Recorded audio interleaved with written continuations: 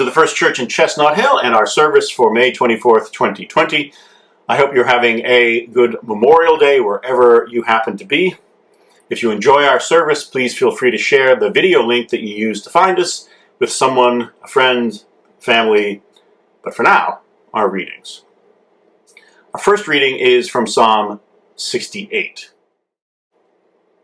Let God rise up, let his enemies be scattered. Let those who hate him flee before him.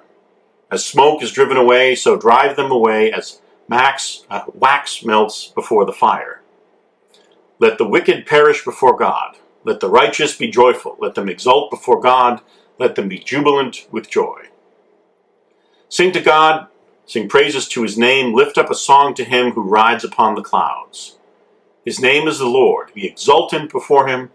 Father of orphans and protector of widows is God in his holy habitation. God gives the desolate a home to live in. He leads out the prisoners to prosperity, but the rebellious lived in a parched land. O God, when you went out before your people, when you marched through the wilderness, the earth quaked, the heavens poured down at the presence of God, God of Sinai, at the presence of God, the God of Israel. Our second reading is from Genesis chapter 12. Now the Lord said to Abram, "Go from your country and your kindred and your father's house to the land that I will show you. I will make of you a great nation, and I will bless you, and make your name great, so that you will be a blessing. I will bless those that bless you, and the one who curses you I will curse. And in you all the families of the earth shall be blessed."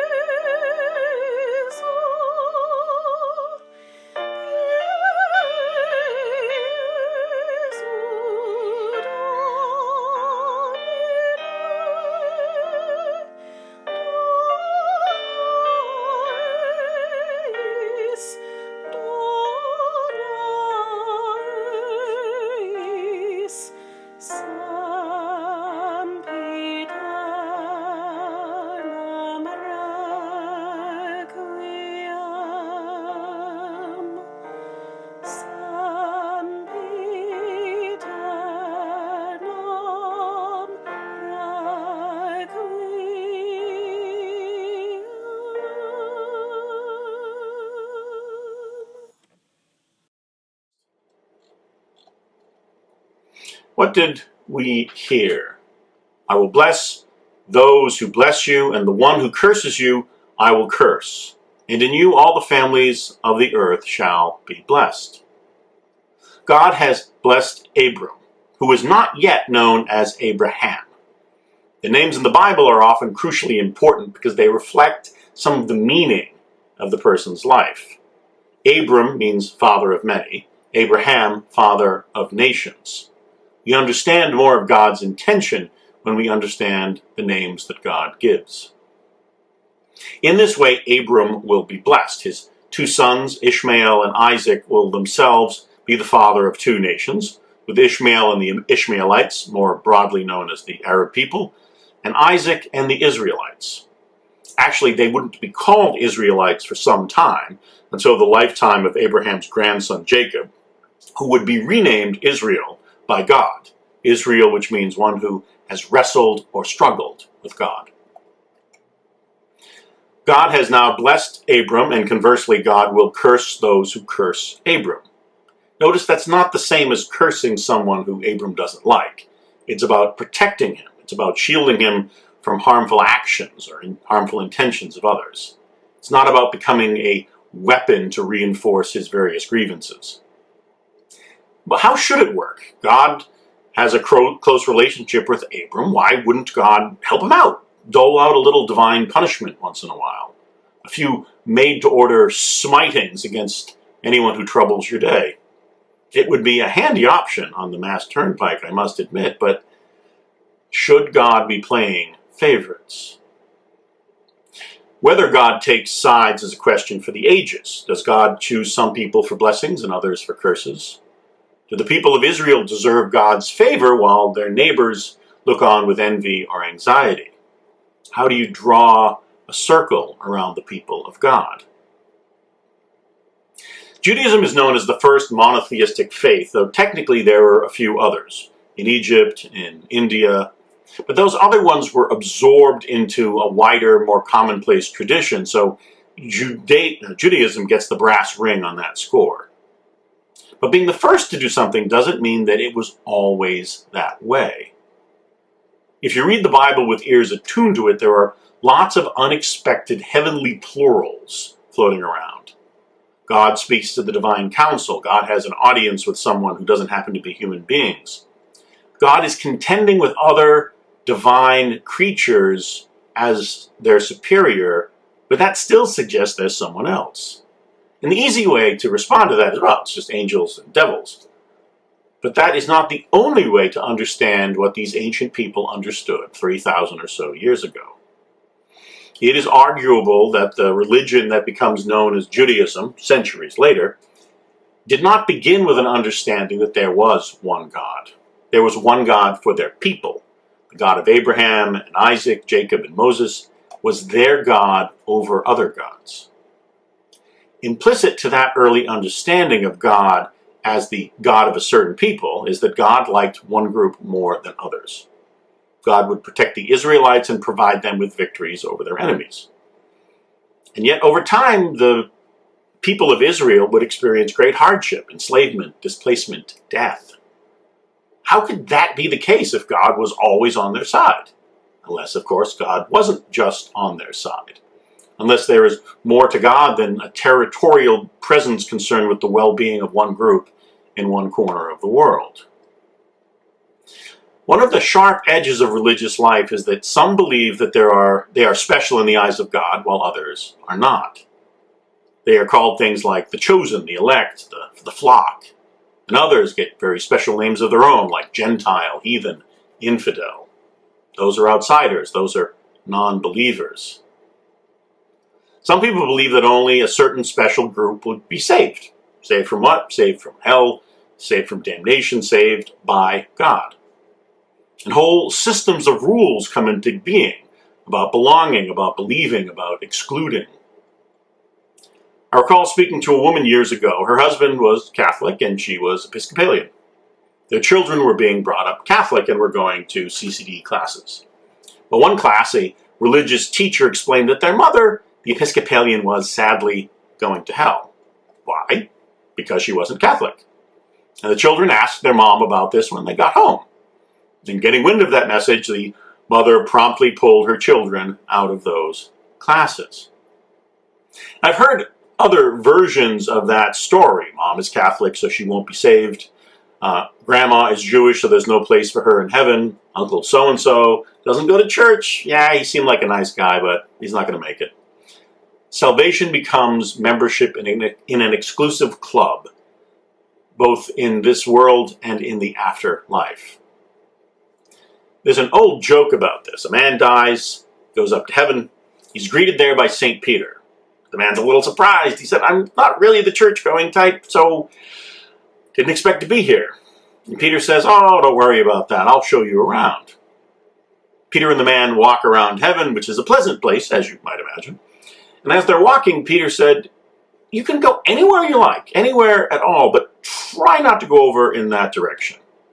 The man looked and saw a wall, and he could just make out people singing on the other side. And he asked, well, what's over there?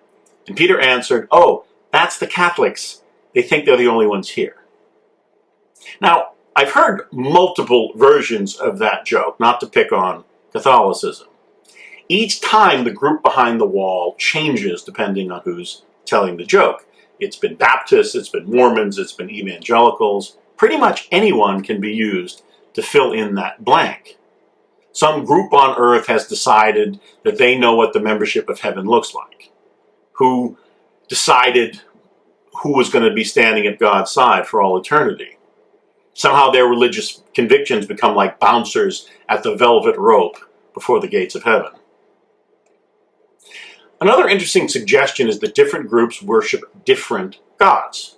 This is very much like the idea of the God of Israel being stronger than all the rest, not that there is only one God. Different religions competing like their rival gangs roving the streets of the Middle East. We've even seen t-shirts like this. One read, I worship God, not Allah. This closing choice points out that yes, Muslims worship Allah, but they imply that it's instead of God, which is strange if you understand Arabic. The word la means God. The prefix al means the. So put it all together, the God, meaning the one and the only God.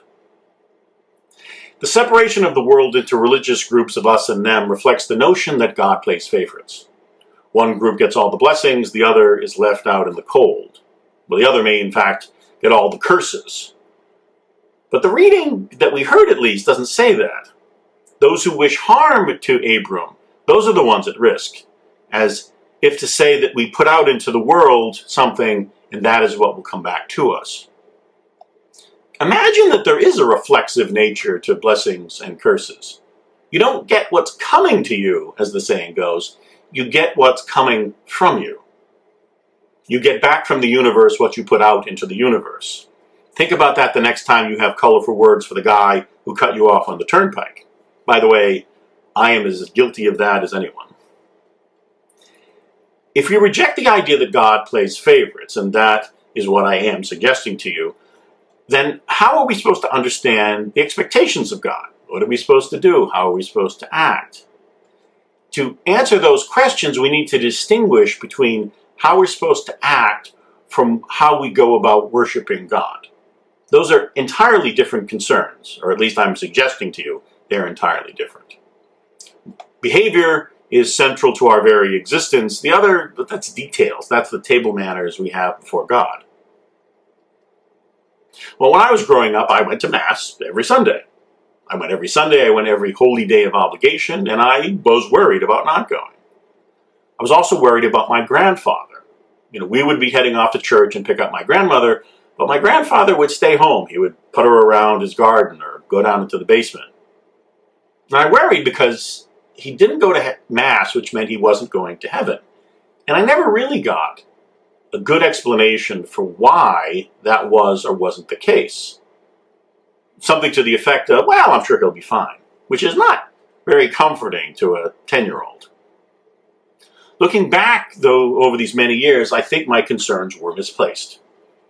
I don't imagine that going to church or not going to church is dependent upon it determines how you will spend the rest of eternity. I think church is important, one might even call it essential, but that is because of what church means to us and what it means to one another. God can hear us wherever we are. We're the ones who need church. We need to gather together to be reminded about what God has told us, what God means to us, what we mean to one another. We're the ones that need the church. And that's far different than claiming that we have some exclusive pathway up to God. I don't think the points of difference between religious denominations or even religious traditions have much of any bearing upon finding that path. That has to do with how we live. It doesn't have anything to do with where we worship. Now, this is the point where someone might say, wait a minute, who is this guy? Where does he get off saying these kinds of things? And to be fair, what I'm saying greatly differs from some religious traditions. And if you wandered into this conversation because we had nice music and a snazzy-looking church, I can understand your confusion. But I meant what I said when I questioned whether God plays favorites. One of the theological traditions we turn to in this congregation is Universalism, which holds that God is so inherently good, so ultimately compassionate, that God would never punish someone, eternally at least, for the sins committed in a short lifetime. Even if we were to have lived a century of sinning at full blast, would that require eternal punishment? Punishment until the sun burns out, until the universe grows cold. Infinite punishment for finite sin. That seems to be an entirely different kind of God than I just described. Instead, imagine that all human beings come from God, and that all human beings in time will return to God. And what will it take for that to happen? Well, we could have that conversation for decades without coming to any complete resolution, because we don't really have a great way of fully understanding the ways of God. We can try to work it out in the world, but we really don't know what will happen until all is said and done. We have theories, we have interpretations and traditions. Some are alike, some are different. Heaven and hell, karma and reincarnation, searching for enlightenment, trying to find the way. What is going to happen when our time on this earth comes to an end? I can only offer my answer to what is really an unanswerable question. Here goes. We all return to God. We all return to God as we lived, filled with hopes and dreams, worries and anxieties. We return to God with all of our triumphs and all of our failures. We return to God with all the loves of our heart and all the sins of our souls. We return to God, all of us, in our time. And at that time, we will come to understand truly the lives that we have lived. Those we helped, those we harmed, those that meant so much to us and what we meant to them. The many lives woven together before and after we lived, for better and for worse. We will finally know all of this and more. And whether that sudden deep insight feels like heaven or hell will have a lot to do with what we discover through that understanding. But God knows it all. God knew it all. Our lives are written across time permanently. The good and the bad, the happy and the sad, all of it flowing back to God. And then God takes us back. He takes us home. All of us. I further believe in time we will come to understand more and more of these lives we have lived and the lives around us. The hurts will subside, the anger will fade, the tears will dry. And what will be left? The love, the good feelings that we have had and that we shared. In time, we will all be reconciled with God and with one another. That is the moment we will enter heaven. For there is no gate keeping us out. There is no wall herding us together into our respective groups. There is only the love of God patiently waiting for us to finally forgive one another. And then when all is said and done, to turn unburdened into the light that has no limit and towards a love that has no end. That is at least my understanding of what comes next. We will all know it in our own way when our time comes. Until then, try to be kind to one another. It couldn't hurt. So ends the sermon.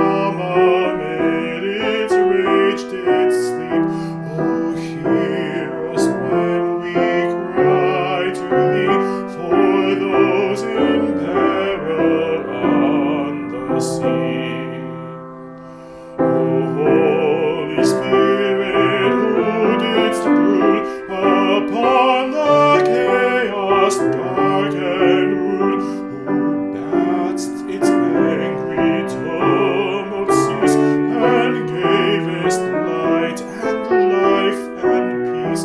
Oh, hear us when we cry to thee for those in peril on the sea. O Trinity of love and power, our brethren shield in dangers hour, from rock and tempest, fire and foe, protect them wheresoe'er they go. Thus evermore shall rise to thee glad hymns of praise from land and sea.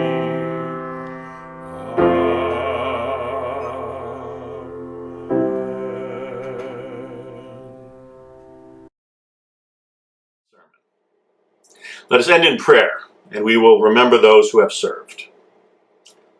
God of life and love, we gather this day to give thanks and remember all those who serve and who have served, whether in our lives, our cities, our towns, or this nation, when duty called their names.